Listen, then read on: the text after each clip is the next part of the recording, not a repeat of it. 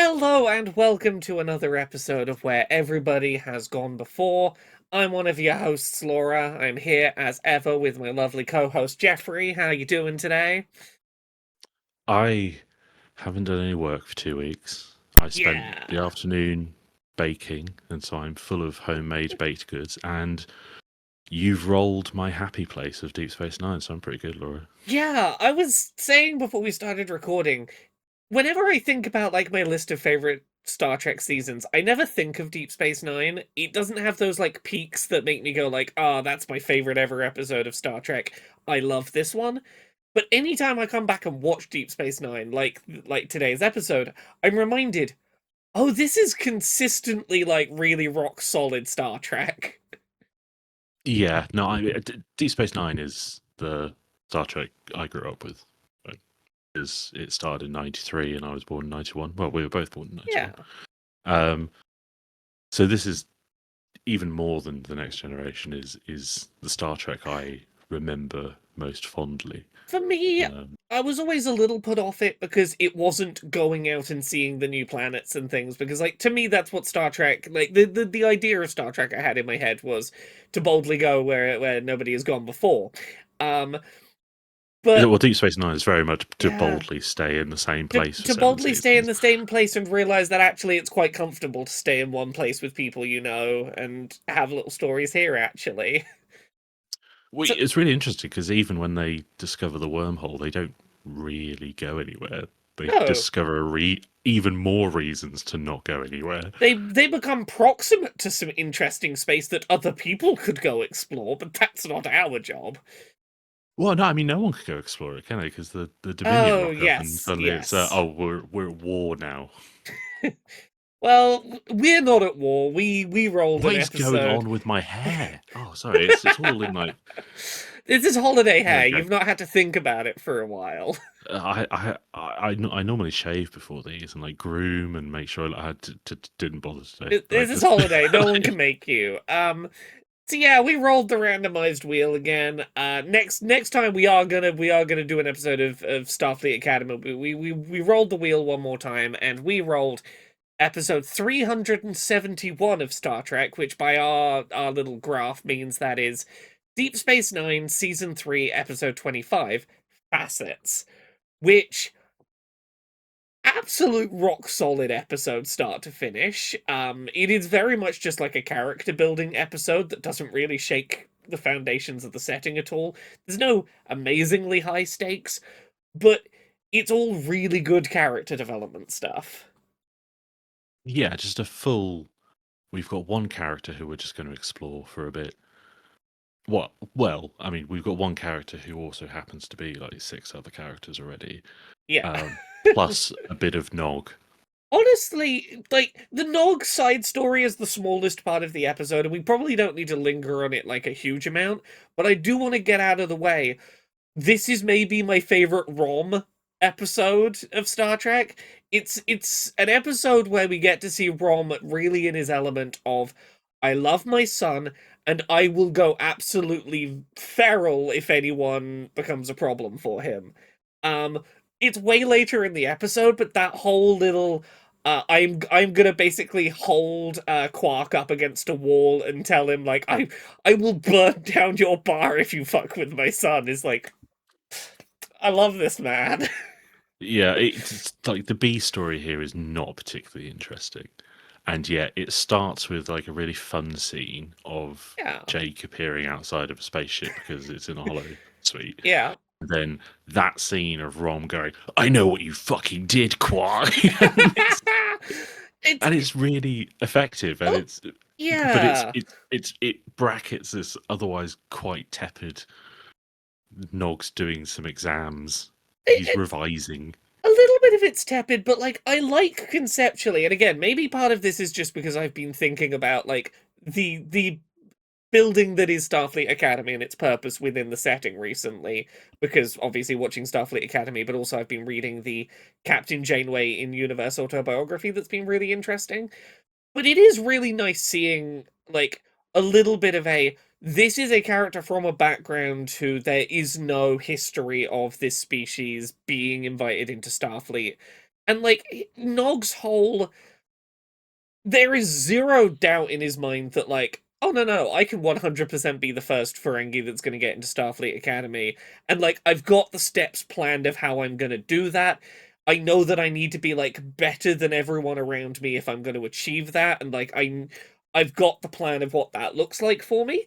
Is like it's a nice bit of character development. I wrote down in my notes that it helped separate out my thoughts of Nog and Jake, because I think back on Deep Space Nine and I picture both Nog and Jake as being quite annoying teenagers.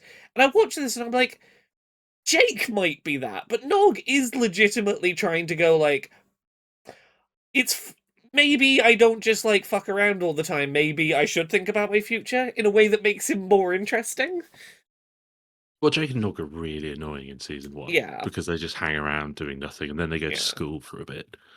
Um, Jake Jake doesn't really get any better because he becomes a writer, and for some reason, yeah, Deep Space Nine's idea of a writer is the most annoying person in the world. But yeah, yeah, Nog's moved from a slightly delinquent teenager to, oh no, I'm actually really getting into the regimental aspect of yeah, Starfleet is pretty good, and yeah, it's not overdone in the series, but it's not yeah. underexplored It's either. Whereas it's Jake, apart from maybe one really good episode with yeah. Tony Todd, is just I'm a writer. I do have to note the one time that Jake wants to be a writer came up in this episode was terrible, and it was Quark making the suggestion of, the way you make money as a writer is writing holodeck porn.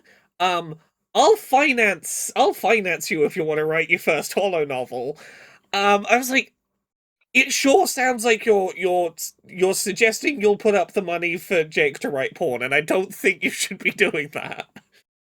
Well, I mean, as long as his father doesn't find out, right? Uh, I but don't. like, It's yeah. it's one of the things I really like about Deep Space Nine is it 100% confirms that everyone is just going to the holodeck to fuck. Oh yeah. Yeah, Yeah. like, and we know that because we've kind of seen but it's always been a bit Yeah. suggestive. But Whereas Quark's just no, people go there and just have sex. yeah, Quark will they won't admit it, but Quark freely will. And again, I kind of want to. I feel like my instinct is to get the side story out of the way first, and because it's like it's small enough, we can get it out of the way here. There's a couple of moments in the side story I did think were legitimately interesting. When it looks like Nog has failed the exam to get into this bit of the course, um, Quark does this whole thing where he's like, he acts almost like he's genuinely apologetic about the fact that he didn't get in, and this is before we know he like deliberately screwed him over. Um, but the way that he's like, oh, I'm so sorry, but you know there'll always be a job for you here at the bar, is so underhanded in its like, oh, just gut punch the boy, why don't you? Oh, it's completely self-serving. Yeah, Like and obviously we're 3 seasons in here, so Deep Space Nine is completely rooted in what it's doing. So we know by now that Quark is not being actually sincere about. Oh, there's always going to be a place for you here at the bar. It's like, yeah, we know what you mean, Quark. yeah.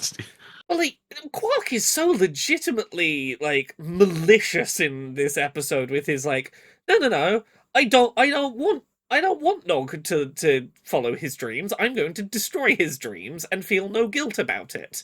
It's it's horrid to see from Quark in an episode where you've been sort of led to think about Quark's having some decent qualities because he agrees to be part of this whole ritual that the A plot we're going to get to is. It just gives you enough reminder to go, no, don't forget, Quark is an asshole sometimes still. Oh yeah, and like the motivation of that is consistent throughout the season. I mean, the series. Yeah, He's just constantly always like, no, we have a doctrine as Ferengi, and any deviation from that is entirely wrong. But he's always yeah, proved wrong, which I think is what really works, and he's proven wrong here as well. yeah.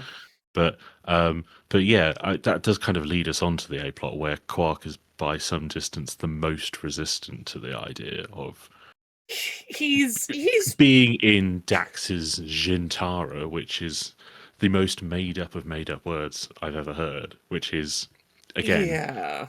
flippin' love it. Yeah, so this is basically Jadzia Dax goes, "Hey, I'm bringing the 7 people closest to me, one of whom is Quark. Um, I have been a bunch of different people in the past because I got this symbiont in me that has lived in various other people. I've got their memories. I would like to take the memories of my past selves and put them into each of my friends, and for 2 hours at a time, get to know the people whose brains are in my brain, in what is very clearly an allegory for going to therapy. It's, I would like to understand why I am the way I am in the way that sometimes is best done by externalizing the things that led to you having the stuff you've got going on." Oh, 100%. I mean, like, Jadzia's whole thing is that she's incredibly insecure because of these legendary names that have Hmm. taken on the Dax symbiote before. What I find really interesting about this is suddenly Krill are capable of telepathy. Like, that's the whole Hmm. point here. And then that is never brought up again. It's Like, very throughout the Vulcan mind meld, isn't it? it 100% is, and it's fine, it works, but it really stuck out to me rewatching this. Like, oh no, but this never happens again. Yeah, There like is never any kind of reference to this. I feel like the explanation for it should be more like, you can only do this once in a symbiont host's lifetime, because it's like you're physically transferring a small bit of the symbiont back and forth or something like that. It's hard to do, but they're like, no, no, no, it is just psychic brain transfer. Um, Yeah, but with like some dude doing a bit of a chant just to give a bit of yeah. plausible deniability that this is ritualistic in some way. First up, I really do love the Trill as a species. I do love what they offer to the setting. They are such a unique part of Star Trek. I like the steps taken in this like initial conversation to reassure the people who are going to have someone else in their head, like, these are the rules of engagement. You will be conscious the whole time. We're going to talk to you like it's a drug trip where you should just, like, sit back, don't fight it, but like you can assert yourself at any time, and like at no point do you not have the ability to reassert yourself in the body. um it is like they go through enough steps to go, this is quite an invasive thing we're asking, but don't worry, it's not as big of an ask as it might sound on the surface, which is nice. And also, we've not even remotely considered the consequences of inviting a changeling into this process. We're going to be caught by complete surprise by anything that happens after that. Yeah, yeah, I will get to that.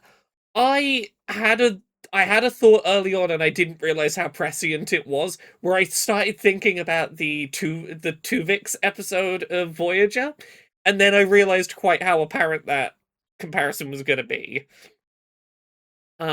But yeah, one of the things we bring up at the start of this is, and it gets hinted at later, Dax has been putting off doing this, to the point that like the Guardians, the unjoined Trill who do this ceremony, were like, we keep asking her to come. The reason we've come to Deep Space Nine is because she keeps putting it off. Uh, at least in part, it's initially implied because uh, Jurian, the musician that was one of the past hosts of the symbiote, who killed someone, described Uh, as the uh, crazy uh, uh, one. he killed several people. Yeah, sorry, he killed several people. I apologize for underplaying his Yeah. murder. So yeah, no. So Duran is a weird one because he's like an interim host. Yeah, He immediately followed Tarius, and they were like, okay, we need to put the symbiote in someone, otherwise the symbiote's going to die. yeah, And then he was found to be dramatically yeah. unstable. I And cor- then when a mm, doctor suggested, oh, maybe we need to take the symbiote off him because he's not quite right, he killed that guy. And then yeah. it was a whole episode If of yeah, if I remember right, the deal was basically it was a, well, the symbiont's out here gonna die without a host. We don't have time for the proper background checks. You'll do. Oh no, what have we done?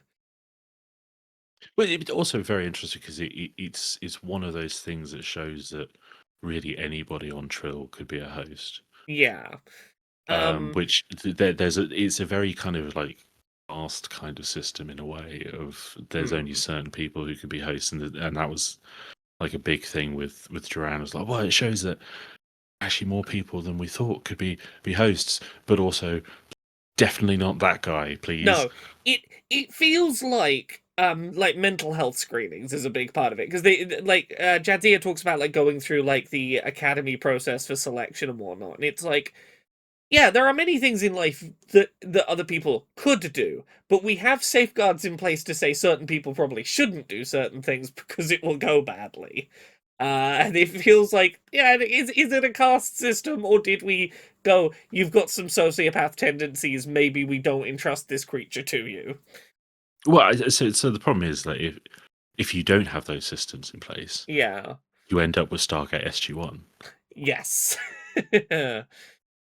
um, Food see, for thought. hmm so yeah, Also a very good Star Trek series. Technically, well, not Star, but you know what I mean. yeah.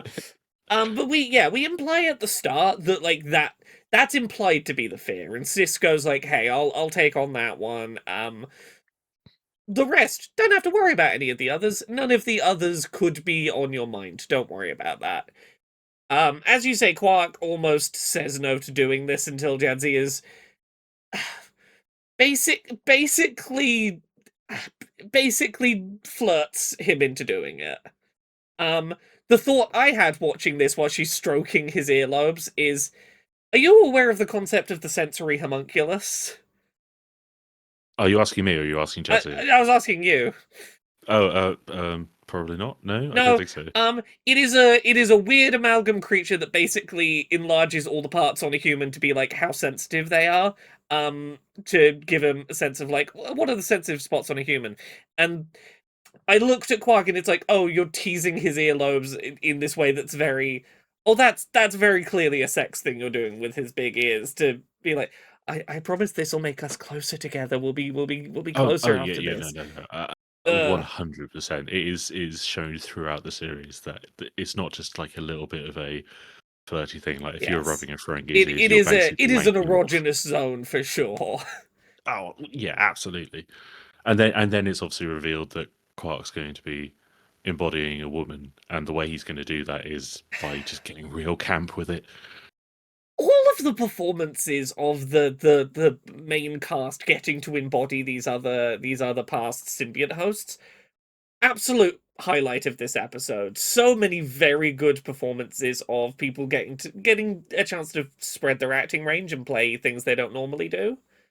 Oh, surprising there's any scenery left after we saw the first few. Absolutely devouring it. That Yeah. that said, like I think what it does really well is it kind of speed runs through those, so we Mm. don't have to hear Colomini's horrible American accent and Alexander Siddig's horrible American accent. I mean, like, it's Mm. it and it, I don't know whether this strikes me as a good or a bad thing, but they all kind of start to sound like those dorks you see on like ghost hunting shows who are pretending to be possessed or to channel someone, where they just do a slightly different. Oh well, I'm a 20-year-old woman, but I'm a medium, and so here's me, pretending that an older woman is channeling through me, so they put on a little slightly like croaky voice. That that's what Nana Visitor reminded me of when she was like, "Oh, I'm Leela or whatever the fuck the name was." Like it was just, I I it's a little bit. it's a little cheesy, but I will give Kira's actor a bit of praise for like she does try and shift the body language quite significantly. She tries to like she does like a slightly unusual hunched posture as if she's someone who is used to of being in an older body. She's got the her arms wrapped a lot more like tight around the close around the body in a slightly defensive posture. Yeah, a little bit it's just playing old lady voice, but it's not overspent. They don't spend longer with some of the weaker ones than they have to. And I think that even like the weaker performances do a good job of being like, oh, this is this aspect of therapy that you're getting out of this scene. Like that first one with Leela is very much like, oh, this is where my physical mannerisms come from. What was it? She picked the habit up as a legislator. One of the first women council members used to talk with my hands, empathetic gestures. Men started to mockingly mimic me, so I held my hands behind my back. Um, yeah, it's cool to have that sense of like, oh yeah, it's something subtle you picked up that you don't even know why you do it, that there is a reasoning for that you can unpack. Is like it's a nice little scene. It's sweet Yeah, enough. I mean, it's the same with I think Tobin, who's Colin Meaney's one, O'Brien's one, Yeah, yeah. where it's like, oh, okay, that's where you get a lot of your insecurity and a little bit of your nervousness, and Yes. then you get a bit of the more bolshy side of you from whatever Mm. Dr. Bashir's doing, which is just shouting while drinking. Like, Yeah, Tobin, watching the Tobin one, I went, "Oh, first of all, I felt very called out by a character who is so nervous that they apologize for having apologized too frequently. That's very much me. I hate that I do that. Um, but watching that scene, my big takeaway was like, oh, this is the bit in therapy where you realize which of your parents the autism came from. And like, I see where I inherited that from. Yeah, I like that some of the stuff in here is like more broad observations on what being a symbiont does to a person. Um, Emily, the gymnast who inhabits I'm trying to remember who it is that whose actor that is. Lita, Oh, Lita, yes. the Dabo girl. Yes. The way she talks about like generic, not inherently who she was before the symbiont, but becoming part of the symbiont, um, sounded like it basically cured her ADHD. She was like, "Oh no, I just was better focused. I got really focused, presumably because hey, if my focus drifts, there's like six other people in my head to keep the focus going. That's a nice bit of Trill world building. I enjoyed that. Well, I guess no neurodivergence on Trill then. Well, no, clearly the autism still it doesn't cure the autism. It only cures some of your neurodivergence. Um, yeah, Quark hosts Orid, the elderly loving mother that just wants to talk about the joys of childbirth and how beautifully You better moving it have is. kids, Jadzia. Yeah, You look, better have some fucking you kids. you just won't understand until you hold a child to your breast. You won't understand that connection. Sorry, the body would like to come back forward for a minute. I But also that's I think that's the first one we see interrupted, right? Because yeah, Quark is getting like annoyed that it's basically like, okay, when do I get to come out and have some more ear rubs, please? yeah. Because I don't want to be It a woman anymore. it is interesting that they do set up with this Quark one, and this will be important later. The way that Cisco described it earlier was like, oh, you can come forward and retake the body whenever you want. It's made clear here. It's not quite like that. You have to ask to take the body back, and there is a certain degree of the Trill host can gatekeep that door a little bit. Yeah, yeah. I mean that leads us to Duran, right? Who's Yeah, get like Cisco locks himself in a cell, and again, like it's not explained particularly well, like how all of this takes off. But you'd think they'd just say, maybe we skip Duran, maybe we don't do that one.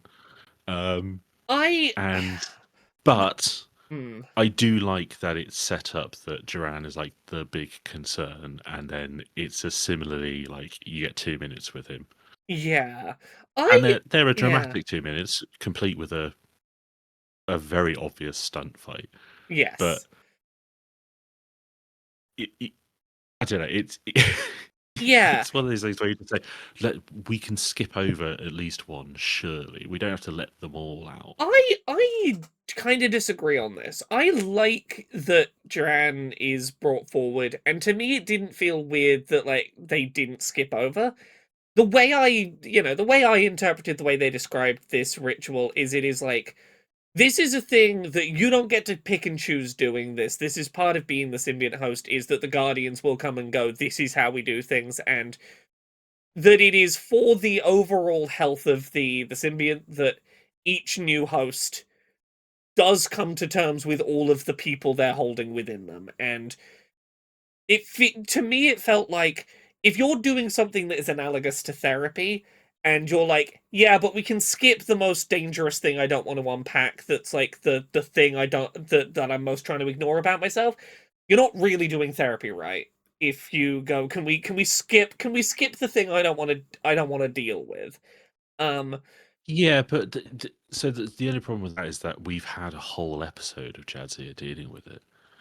mm, I'm not saying it's bad that he's there. It's just one of those little things where you think they'd have some sort of safeguard in case there's a dangerous former host. yeah, But I again, I do think it really works that they because we've seen it before. They've set this up as, well, you know that there's like a weird murderer in there, and if we yeah, left that out, you'd have questions. So we're going to include it, and we're going to make you think that yeah. that's what we really have to be worried about the, the when yeah, actually we don't. I really, yeah, having not really remembered this episode in huge specifics before rewatching it here, my instinct was he's going to break out of the med bay and it's going to be we're chasing him down for half the episode. Um, that being said, like presumably they did this with Curzon. Like Curzon at some point did this ritual and brought out Duran, and that went No, fuck. no, because No, Duran was there was some sort of process they had where they could like suppress a host. So Duran's uh, memories only emerge in Jadzia, and they so in the ooh, episode it's like it's breaking through. So she's having all these like little blackouts and little I like forgot this yeah. episode. Okay, Yeah. It's a pretty good episode, but like so she is the first Dax host since I yeah. guess Duran, who remembers Duran, but Duran is also the host before Curzon. Yeah, well, that's why I assumed Curzon had done it. But yeah, in that case, I think maybe part of it is just you're the first in this line that has to deal with the fact that this is in here, and we don't have good reference points for what to do when there's a bad person in that chain. We got to at least try it once and see how it goes. But yeah, that whole I did really appreciate the whole bit of the scene that was I am just gonna force myself against the force field and start banging my head against it and go, your move. I don't care about this body. I'm forcing your hand. It it played the like we've been told that Duran's evil. It very quickly gets to the point of no, you've given me your friend's body. I know I have all the cards right now.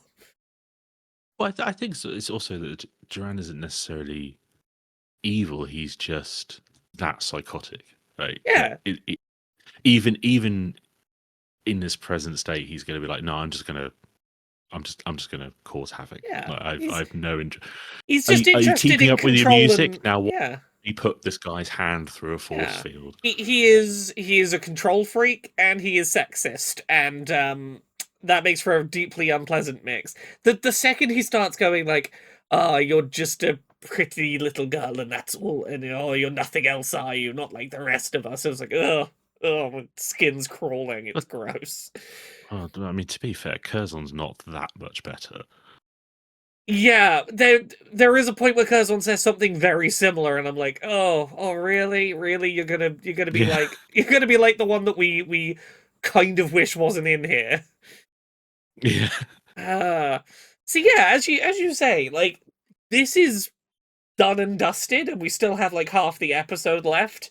Um, which obviously leads Half to the episode for shenanigans, yeah, because like courtesy of yeah, Rene Aubergenois. Like it's yeah, because we know about Curzon from earlier in the season. People know that Curzon is quite a well liked former host, and that lots of people on Deep Space Nine have very positive things to say about Curzon. Lets you get your Curzon's like a legendary figure in yeah, the series. So because we've already had a lot of Klingon stuff in the series, so the yeah, Klingons revere him because he's a former Federation yeah. ambassador. He's He's Benjamin Sisko's best friend. yeah, So we keep hearing how amazing Curzon is, which is what I yeah, really like about this. Like he Cisco's very much like, oh yeah, he's kind of a ladies' man. You know, he liked to drink, and yeah. you're like, okay, cool. But everyone else is all like, oh wow, you know, Curzon Dax, amazing. Oh, you're Dax. You're like, oh, that's incredible. And then we get to see the real Curzon, which I think is fantastic. Yeah. Yeah. So Odo is the host for Curzon, and as you suggested earlier, um, everything's a little weird because Odo's a shapeshifter. Um, this is not quite Curzon's in the driving seat and Odo's in the back. This is both of them. Both of them are co-hosting. We I do like the physical changing of the face sculpt for Odo. I think is a really nice touch. Um, and yeah, we're gonna have this confident womanizer, like charismatic person, but also with the confidence to go, no, I'm in charge of this ship. You can't tell me what to do. I'm in security. Like you can't call security on me. That's me. Um, Creates a very charismatic and like very easily identifiable personality right off the bat. What I really like about it is that there are points throughout, including in this episode, there are points throughout the series where every other actor in the series gets to do something else, right? They Yeah. go to the mirror universe and everyone gets a different personality. They have all kinds of different things come in that make, oh, this character's acting a bit weird. Throughout all of that, Odo is always Odo. Hmm. Like even in the mirror universe, Odo is still Odo, and this is It's basically the only time that Rene Aubergenois gets to do anything it vaguely it different. is so I mean, weird that the shapeshifter is the character who gets the least opportunities to go a bit weird with the performance. well, yeah, yeah, but I mean, maybe that's deliberate in that you probably would expect a shapeshifter to be able Yeah. to have lots of different personalities. And no, he's the most buttoned Yeah. up and repressed for character on this big horny space station. Hmm. Um, but yeah, he absolutely just explodes all over the station in just I'm Curzon. Look, like the whole point is for him to chat to Dax about like the Yeah. past, and she can ask about, Dax was obviously kicked out of the program for a bit, and then she reapplied, and she's always Yeah. wondered why Curzon Dax did that. And Curzon's just like, no, I'm going to go see my buddy Benjamin. We're going to go have a Yeah. drink. We're going to Oh, gamble. yeah. Hey, Jadzia, you're a woman. Come and sit here because you're a lady, and I like ladies. It's it's really telling that like this is it. You know, we get the reveal that like this is the former host that Jadzia has been most nervous to talk to because like she's convinced 100% it's like you thought I was not good enough and you brought me back in out of pity or something. I need to understand like this thing I'm fundamentally really insecure about.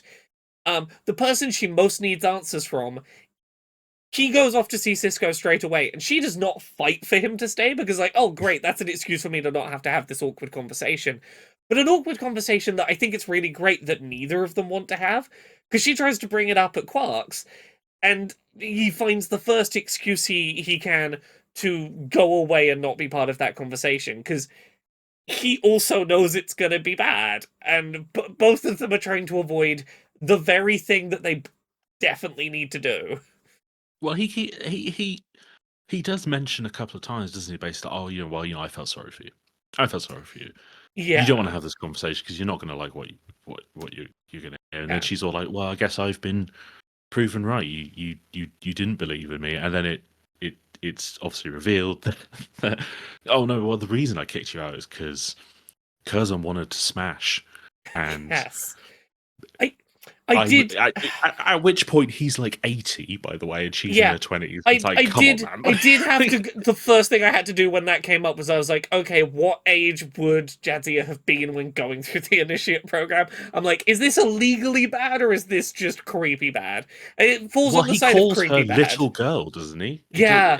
No, And then he happens to admit she'd have that, been oh, well, roughly 21. 21 is yeah, the best guess I had could find for her age at the time, yeah. and And then he says like, oh, well, you actually weren't a little girl back then because I wanted to smash. yeah, But yeah. yeah, it's It's a little bit weird. yeah, I think the whole the thing, but thing that strikes it just boils down to I wanted to fuck you, so I kicked you out of the program because that's easier than having to deal with those feelings. And then when you Oh, I mean, no, rejoined, I didn't have to feel guilty. Hooray! it's framed as like he was in love with her because they obviously spent quite Yeah, a lot of time together during this process. And so he's like, oh well, I thought this was an old man's infatuation. It's like, yeah, it is because you're yeah, 80 and she's 20, yeah. and you're like a teacher. But That again, it really is like quite vicious to when you find out it boils down to I kicked you out of like chasing your dreams because I couldn't deal with the fact that like I had emotions I probably shouldn't have for you. So the easiest thing I could do, not remove myself from the situation, I'll remove you from the situation. but then it's also like I brought you back to assuage my guilt, not in the sense of No, he actually I doesn't think it was bring. the best thing for you. Hmm, I did not oppose you yeah, reapplying yeah. I want to be because clear. He doesn't okay, I bring. realized. Yeah, he Yeah, doesn't yeah, bring yeah, her yeah, yeah. back. She comes back and he goes, "Oh, thank God, my guilt is gone." Yeah. He wouldn't have pushed for her to come back. No, Ah, yeah, and so but he doesn't object to it in the way that mm, it's suggested that you're not supposed to reapply, and that yeah, it would be expected for him to object to that yeah, application, and that objection to her carry a lot of weight. yeah. It's a lot. Um, Well, I mean, what another thing I'll say about that? Okay, so mm, obviously at the end, it's all he decides, yeah, okay, you're right. I because he wants to stay in Odo. Odo wants him to stay. yeah, They're kind of saying, and then by the end, Jadzia is like, no, I actually really want those memories back. yeah, We're supposed to be together in this very specific way, yeah. and they decide it's fine. I, how the fuck does that work, right? Because earlier in the series, there's this suggestion that you're kind of a completely different person now. He's like, yes, that's who I am. I'm not Curzon anymore. Please stop calling me old man. Um, and now it's all these people live inside of me, one of whom is in love with me, right? That's And just it's a no, part of you that loves you now. You've got a part of you that loves yourself. right. Does that manifest as self love, or is it something weird? I don't think I it needs to be explained. Yeah, I think the ending is very satisfying, but I it's just a thing that sticks out to I me. choose to interpret it as previously the part of Jadzia that was Curzon was this sneaking bit of self-doubt. Am I not good enough? Am I terrible? And that has now been replaced once the memories come back with I was good enough and I am deeply cared for. And like So I does it was like good shift enough. to the opposite? It goes from self doubt to a kind of self love, I That's what I but would from like those to hope. memories. That's what I would like Okay, to yeah, think. I have I no can buy. proof I for can that, I but can buy that. it's the explanation that I think best fits with like where tonally the end of the story is. Hmm. It seemed to be like that's where the sweetness is trying to take us to. Um, but yeah, it is of note that like this does have a lot of parallels to the Tuvix story from Oh, Voyager, with the mate, I, one. I was I was Yeah, literally going to bring it up because this is basically like the primer for Tuvix, yeah, it's the right? Tuvix It's story. it It's the Tuvix story. If both of the former people could speak up and go, "Yes, I am happy to be the new third person," it's the Tuvix story without the complicated bit of we can't ask those two without destroying your personhood. right. It's we're not going to examine any of the ethical areas of this, possibly because we don't need to, because both of these parties have said we're cool with Yeah. this. Well, It's that's only when yeah. it's only when Jadzia says, "Actually, I'm not okay with this, and it's not right," I that. But yeah. it doesn't try and delve into the ethics of that, and I I don't think that's a failing of it. I do think there is one really interesting consistency between these two episodes, which is that in both of them, the medical professional or person who could do the separating, in this case the Guardian, will not agree to forcefully do the separation against the will of the new combined person. Because like that Guardian could have been well within their rights to say the way that this process works is that these memories need to come back to Jadzia. They will need to be taken, whether that's by force or not.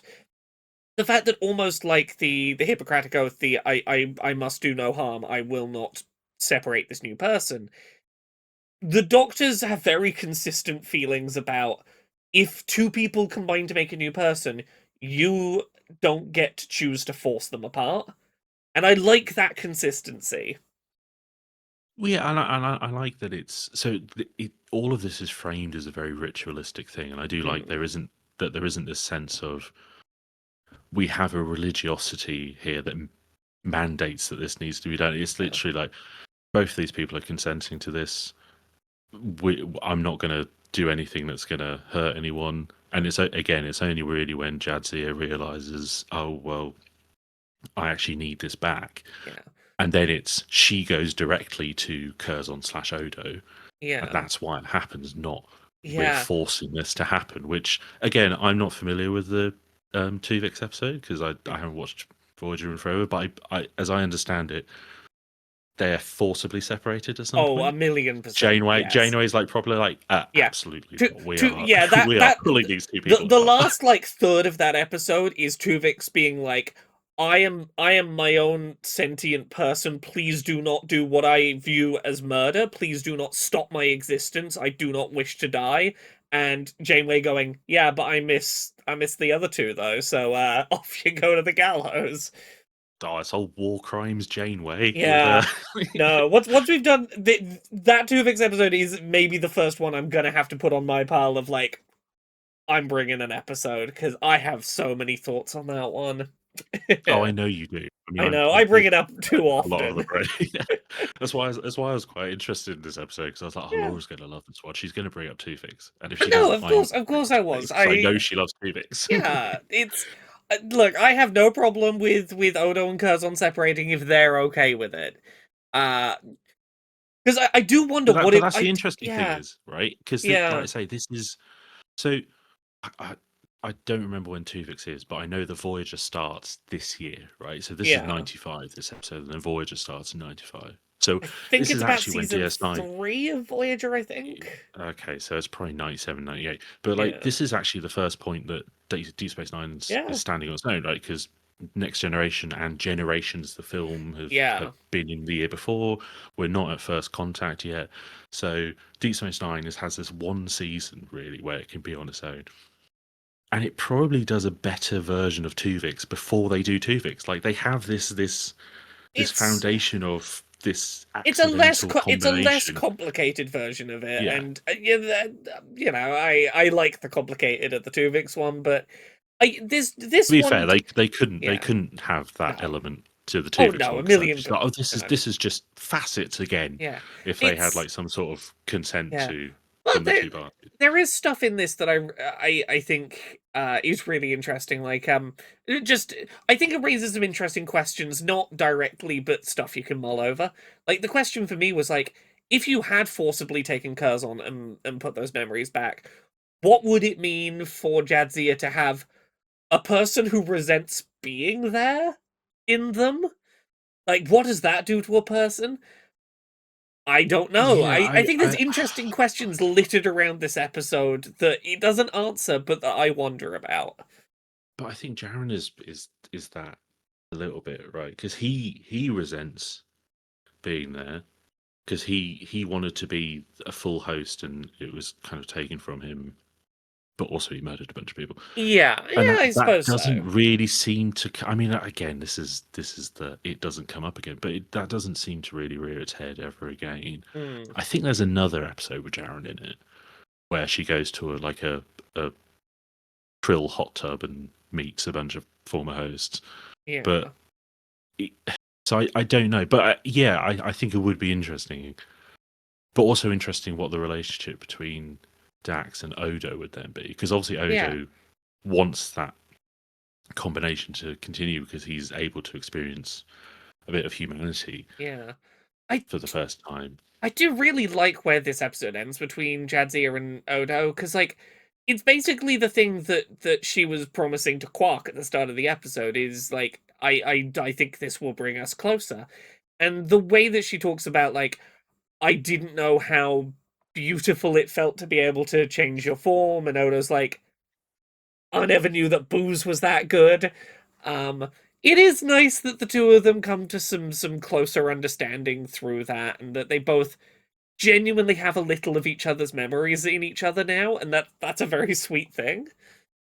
Yeah, and I think that's what Deep Space Nine does really well with these character episodes. Is it's not just about you're going to learn a bit more about a character. It's these characters are going to learn a bit more about each other, and they're going to get a bit closer. And you see that with so many of the relationships that are so important later, like with with Bashir and O'Brien, with Dax and Kira, with Kira and Odo. And again, I often bring this back to like modern Trek. I don't think modern Trek does that very well. I think it will show us stuff, but it won't. It doesn't gel the characters together through that in the way that Deep Space Nine and I think Next Generation and Voyager did.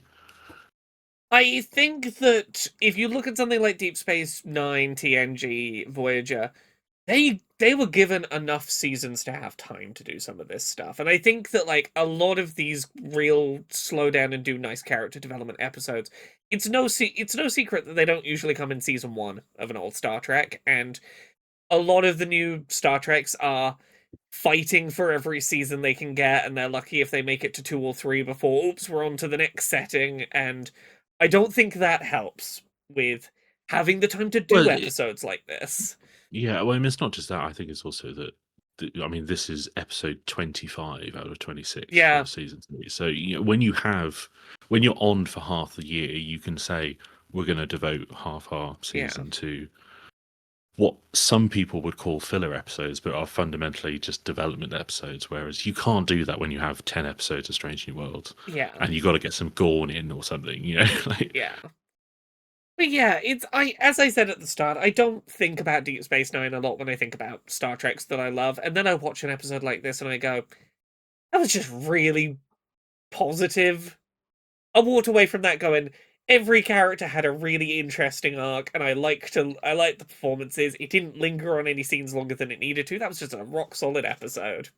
Yeah, it tight, well put together, well paced. I mean, I think, and we spoke about this last time about the Next Generation. I think Next Generation Deep Space Nine are really good things to just dip into, and then Yeah. whatever episode you pick, it's probably going to be pretty good, unless it's the autism one or any of like the first season of the Next Generation. But you know what I mean? Like it's like Yeah. you can just drop in and go, "Oh, that was actually really good. Maybe I'll watch a couple more," and then you can walk away and it's fine. Also, we've mentioned it too many times. I just have a sinking feeling the next time we spin that wheel, it's going to be the autism one. Oh no, so we've had a different series every single role, Yeah, and we've I yet to think have a double. so.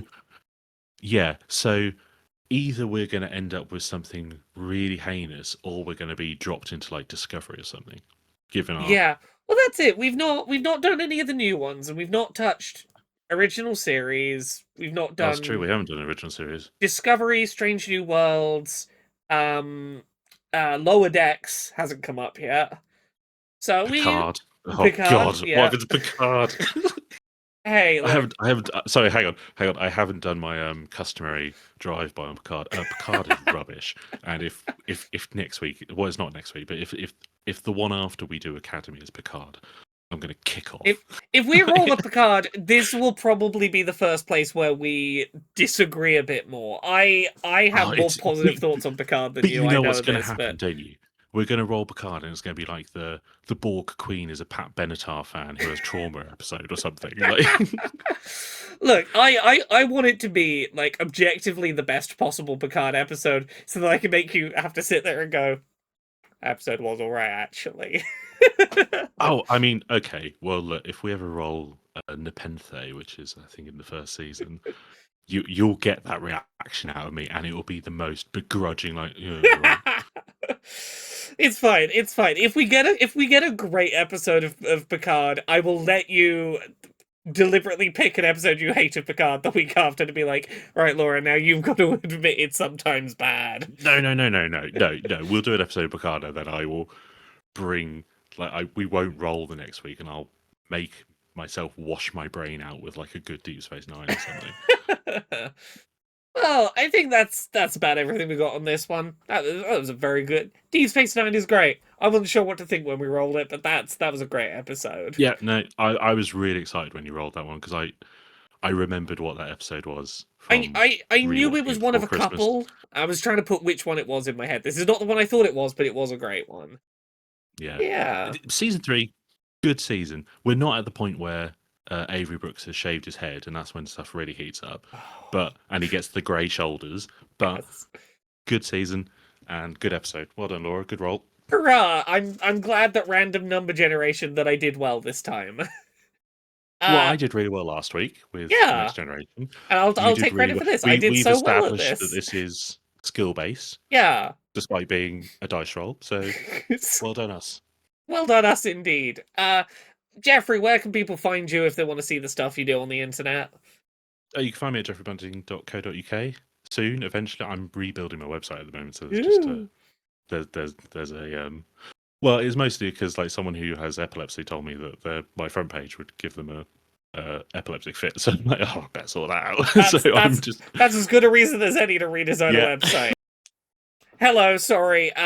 A random tab that had a YouTube premiere waiting to play started playing in my ears.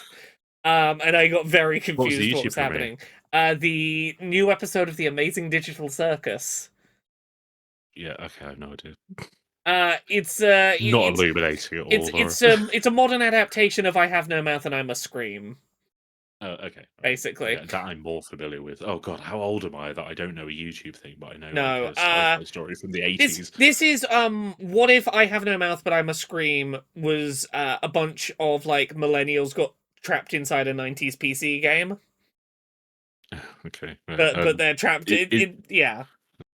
Okay. I'm not judging. I don't know anything about this. It might be really good. I think it's very good, but I I'm recognize it's a hard pitch. no, this is a me thing because I find YouTube quite irritating.